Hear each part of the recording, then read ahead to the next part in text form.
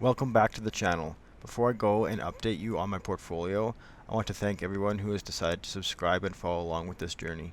So in Wealthsimple Trade, I have three accounts. I have the personal account, an RRSP for retirement, and also a TFSA. By far the largest account is the TFSA with over $11,000 in it, and it is up 18% all time. I choose to put the majority of my money in a TFSA compared to an RSP and a personal account just because of the tax advantages the TFSA offers. Capital gains and dividends are not taxed at all in a TFSA. The one thing with a TFSA is that there are contribution limits of about $6,000 per year. So it can be tough for investors to hide money in a TFSA compared to a personal account where there are no contribution limits.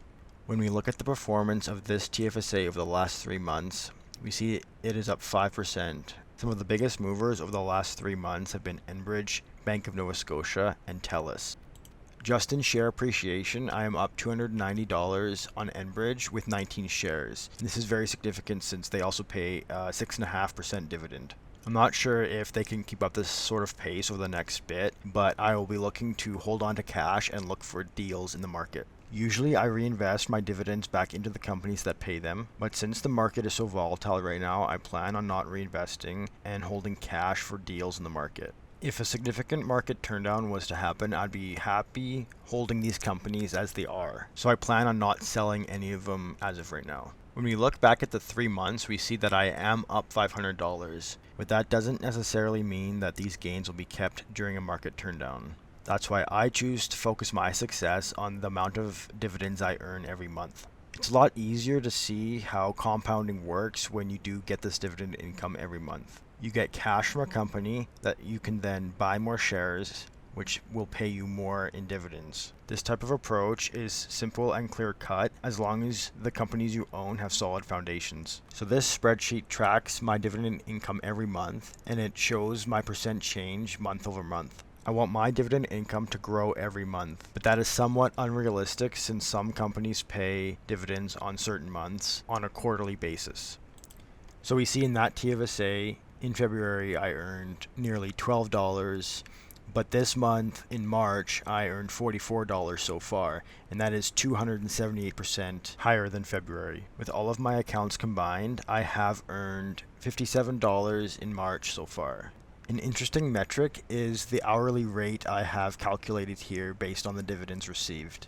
Based on a normal work week and work year, I earn 32 cents an hour from my dividends. Now that might not seem like much right now, but as that increases, it is pretty much like another job to me. Imagine getting paid $1, $5, $15 an hour just from the dividends received from these portfolios. Even if we didn't buy any more shares of these companies, I would expect this metric of 32 cents an hour to increase since these companies are increasing their dividends every year. My portfolios combined increase 91% month over month. That might not be accurate, but as more months go on, that percentage will be refined. These portfolios have a combined yield of 4.7% and $800 in cash, with annual expected dividends to be just under $600 per year.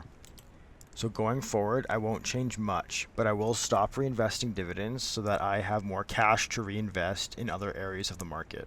Sometimes you hear investors finding an ETF or company that they strongly believe in and plowing money into it for the biggest compounding effect. For me, that ETF was VDY, but since the market has run up so much recently, I'm not sure if VDY is the best deal at these levels, but that is something I should be aware of in the future when VDY is trading at its fair value. So again, thank you for everyone who has subscribed to the channel. If you want to follow along with this journey, please like and subscribe and stay tuned for more content. Just out of curiosity for all Canadian investors, comment below how your portfolio has been doing in the last 3 months.